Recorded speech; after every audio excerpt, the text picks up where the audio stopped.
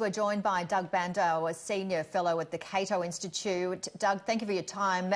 As we just heard, US President Donald Trump has suggested that 4 embassies were potential targets prior to the assassination of the top Iranian General Qasem Soleimani. What's your take on this? Well, it sounds like they are making it up as they go along, in terms of what may have been planned. The major problem here, I think, is imminence. Is that Iran is not stupid. If Iran blew up U.S. embassies, it would know that it would face full-scale war. The United States would never stand by and allow embassies to be blown up. So one could imagine contingency plans where they are prepared, for example, if the president started bombing Iran. But I think the notion that this was about to happen is very unlikely. And if it was, it would happen even without Soleimani. I mean, he is not someone who's going out and actually planting the bombs. He's a political decision maker and top military man. Those decisions are made in Tehran by a lot of people, including him. Iran has admitted to shooting down a Ukrainian passenger plane, killing all 176 on board. The country's president described the incident as a disastrous mistake, passing some of the blame onto the US. Doug, the Iranian president has apologised to the Ukrainian president on behalf of Iran. And we also just heard from Canadian PM Justin Trudeau, who say they need to get the justice they deserve. What are your thoughts? Well, it's a horrible tragedy. I mean, the Iranians bear the primary responsibility here, obviously. They are the ones who, mistakenly targeted the plane. But it's certainly true that the U.S. has ramped up the pressure.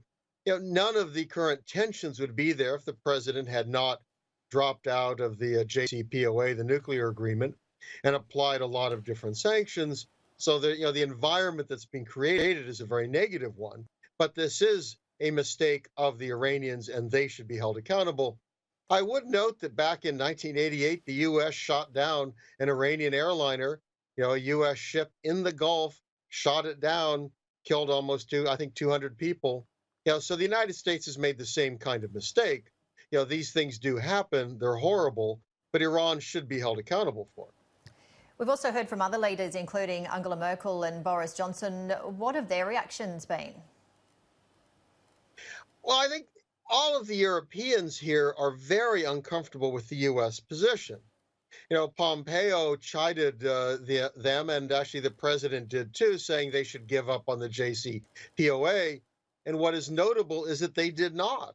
That when forced to choose between the president and Iran on whether or not to preserve the nuclear agreement, they chose Iran. And it shows their uncomfortableness with the president. They view him as being rash. They believe U.S. policy, is very, very, problematic here, that the U.S. is creating antagonisms and instability. So the U.S.-European relationship, I think, is going to remain very difficult on this issue. And Doug, for the Iranians, what consequences do you think they will have to pay now that they have taken full responsibility after 3 days? Well, they certainly need to show some accountability with personnel. It won't be enough to say, oh, I'm very sorry, and then do nothing. I do think they're in a position to say, hey, we'd love to pay compensation, but go talk to the Americans. We have no money. They won't let us sell anything. But they certainly should show something in terms of disciplining people. They should show some change of procedures. They need to apply it to the military. They can't allow that to skate, military officials to get away with nothing. And House Speaker Nancy Pelosi plans to send articles of impeachment to the Senate next week. Still unsure of how the Republicans plan to conduct the Senate. What's the Democrats' reaction been to this as well?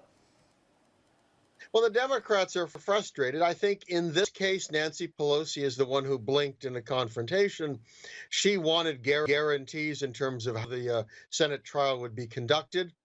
Senator McConnell didn't give it to them. What Senator McConnell done is very smart. He knows what his caucus wants. He has a majority of 53 out of 100. As long as he can hold them together, he can run it the way he wants. It looks like he will. Democrats complain, but I don't think it'll get them very far. No one expects him to be convicted. Everyone views this whole, trial, so they're going to get it out of the way, and we'll move on to the political campaign. This and nasty, for the rest of the year.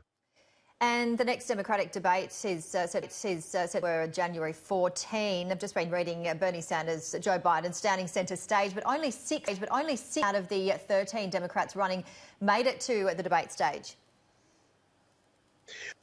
Winnowing it down, if you look at the first states, you look at Iowa, you look at New Hampshire, you look at South Carolina, it's pretty clear that the leaders are Sanders, Biden, and Buttigieg, and that it's going to be hard for those outside to break into that. They have to luck out. They have to get some attention. And then the question is, can anyone stop Biden? That he has plurality. He doesn't have a majority. How does the votes of those who are falling out as other candidates get out of the other candidates? It's still up for grabs. It certainly is.